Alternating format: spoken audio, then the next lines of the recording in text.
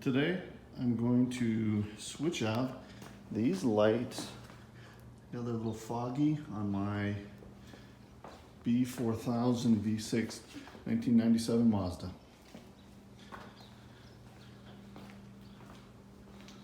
A little snowy outside, a little cold, but it seems really doable. These are the parts that I'm going to be installing today. This is the right and the left headlamps and the two side lamps for the front.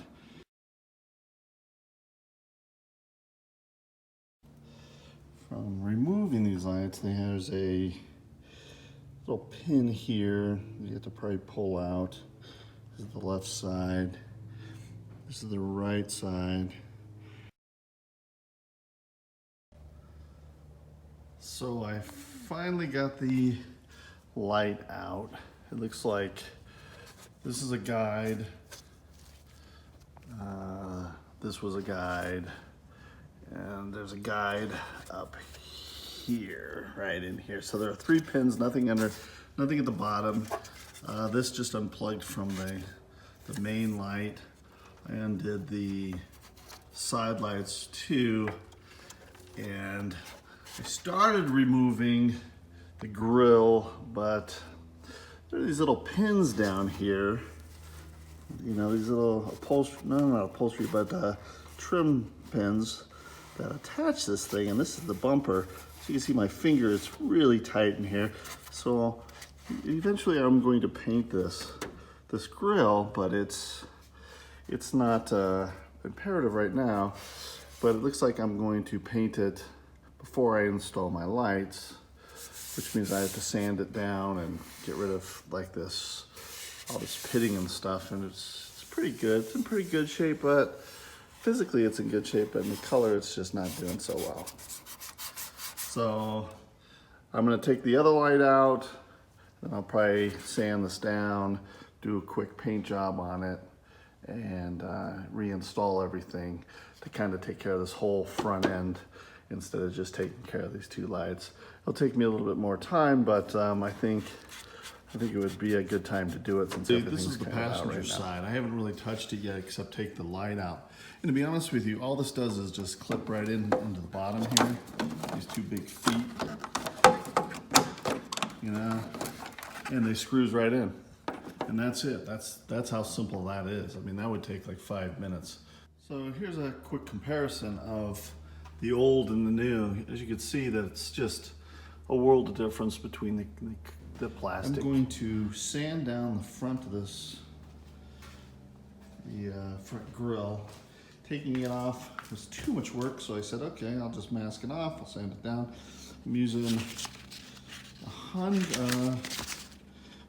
500 grit sandpaper at first, then I'll bring it down to about 1,000 or 1,200, maybe 2,000. So I've decided to go wet. Don't ask me why, I just figure, what the heck, why not? So we'll see how this turns out. You can probably see, you still see some of the pitting in there. I don't know if you really close up, but it's not too bad. It's another 10 minutes, didn't spend a whole lot of time cleaning this up, but it is super smooth now. And I'm just cleaning it off with a paper towel. I'll get another micro towel on here to get all the muck and stuff off, but it's, you know, just being raw the way it is right now, it looks pretty good. You know, I'm not gonna spend a whole lot of time on this, and if you want to, you could, but I'm not going to. It just doesn't warrant it. You know, it's an old truck, but it looks pretty good so far. I mean, boy, if I really cleaned it up, I could just leave it the way it is, and I don't think it would look worse than it was. It'll actually look better than it was. But you can see there's a little bit of gray, silver gray, aluminum color. Now I paint it. I microfibered it dry, microfibered it wet. I'm only using water. I mean, I don't think this is such a great job that I'm gonna need to, you know, get it into a, you know, a climate controlled environment. But You know, you see I take my white cloth here, kind of clean out all the edges and whatnot, but you know, the cloth isn't dirty. It's a little bit dirty, but I don't think it's gonna affect the paint too much, if you see, a little bit. So guess what? Now it's a matter of masking it off. So a little masked up. This is a primary masking job. What I did was just define a line here in the interior of the under the hood, just to kind of make a nice straight line. You know, there's a little bump here. I could probably fix that, but I'm really concentrating on the corners, you know, where the paint meets up. But I'm gonna take a screwdriver, I'm gonna kind of stick it in the corner there and kind of straighten it all out. See if I can do that right now. Just to kind of push the tape kind of against the paint and away from the actual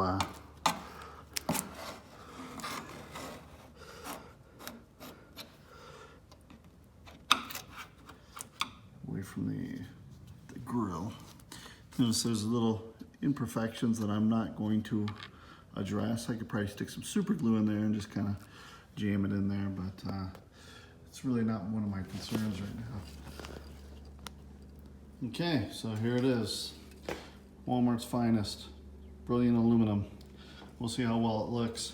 I'm gonna spray some light coats, maybe 2 light coats, see how that looks. Then maybe a cover. But I'm gonna use, you know, a shield while I'm painting, just to kind of, you know, keep it down to a minimum. This is pretty nasty, but that's what it's for. So here we go. So here's coat number 1.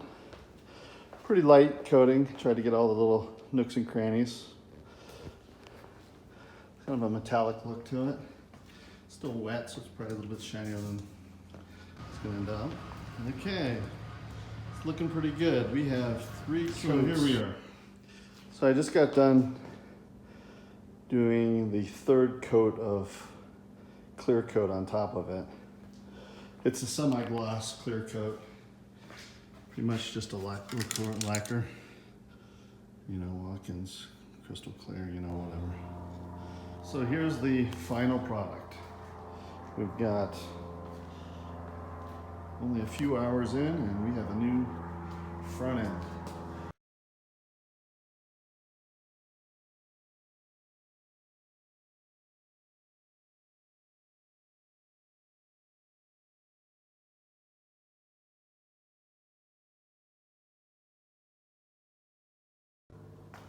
So I've got one light back in. I noticed that there's a lot of wiggling going on.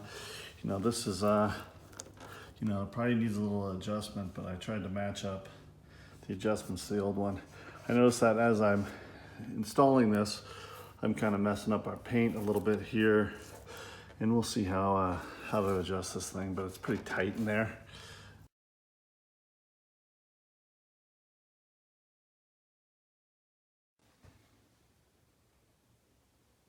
As I was installing these lights, I realized that this top pivot here goes into a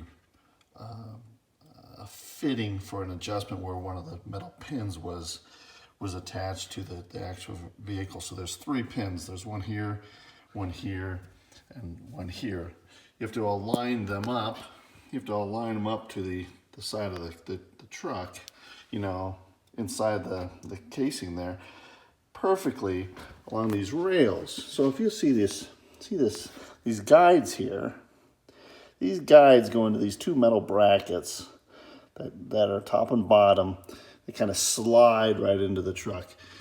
Now these pins here, this wheel here kind of gets in the way sometimes, and I broke off a few of these little pins and I smashed some of these guides, not really realizing that these slip in there. The metal thing was just smashed right here. I got this pin in the hole, but this wasn't aligned. That's why I had the cattywampus kind of lights earlier. You get this one, and then this one over here, you see I broke off the guides all together on this one, and this would go into the hole in the back, and then the pin would slip right here. But that was the tricky part with the lights when I was actually installing them. But other than that, you know, once you realize that, you kind of take special caution to the install of it. One side I had to install it without the plug-in, so I originally had the plug-in, and then I kind of pushed the light inside in the truck, but it was in the way, and this was kind of a little bit bigger on the new one, and so I just unplugged it, and then I kind of slipped it in, kind of pushed it up a little bit. See that the space between here and here, trying to make it the same space by just twisting this knob here. Well, here's the final product. It just took me an extraordinary amount of time to get those lights in. So it's just an amazing, a couple of grooves, a couple of pivots up top, but painted grille, new lights, all done. Everything's dry, and it doesn't look too bad.